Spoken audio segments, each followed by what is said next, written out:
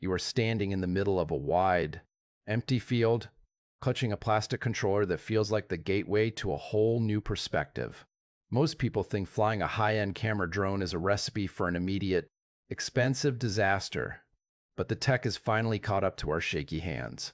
This specific foldable quadcopter is built for the person who wants that cinematic, sweeping shot without needing a pilot's license or a massive bank account. It folds down into something you can basically toss in a backpack, making it a perfect companion for a weekend hike or a beach trip. The hardware is impressive, housing a professional resolution camera that captures crisp, high-quality visuals. You get a live feed right on your screen. So, you see exactly what the lens sees in real time. It is like having an eye in the sky, floating right where you want it. For anyone nervous about the controls, the built-in satellite positioning and obstacle avoidance are absolute lifesavers. It keeps the craft hovering steadily in place, even if you let go of the sticks. No more frantic, panic corrections when a light breeze kicks up. Now, before you actually get this thing airborne, there's a bit of a ritual you have to follow.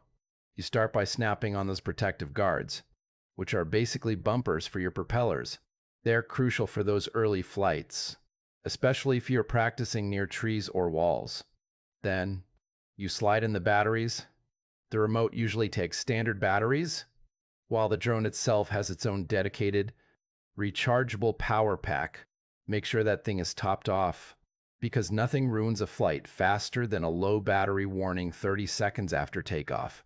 Once you have it on a flat, level surface, you hold down the power button until the lights start dancing. To get the controller talking to the drone, it is a simple dance with the left joystick.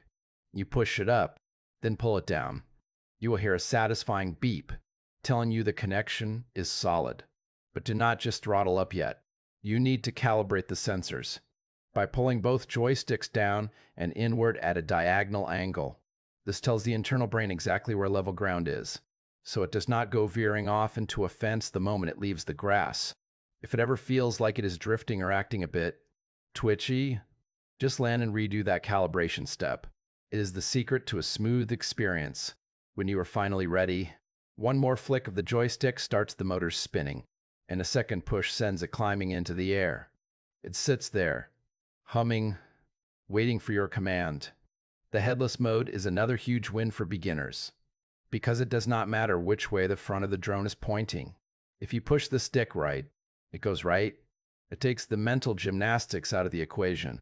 You can focus purely on the art, the movement, and the thrill of seeing the world from high above. It is a stable, reliable, and honestly, addictive way to get into aerial photography without the steep learning curve. Just keep an eye on the wind, keep your batteries fresh, and enjoy the view. It really is that simple to get started.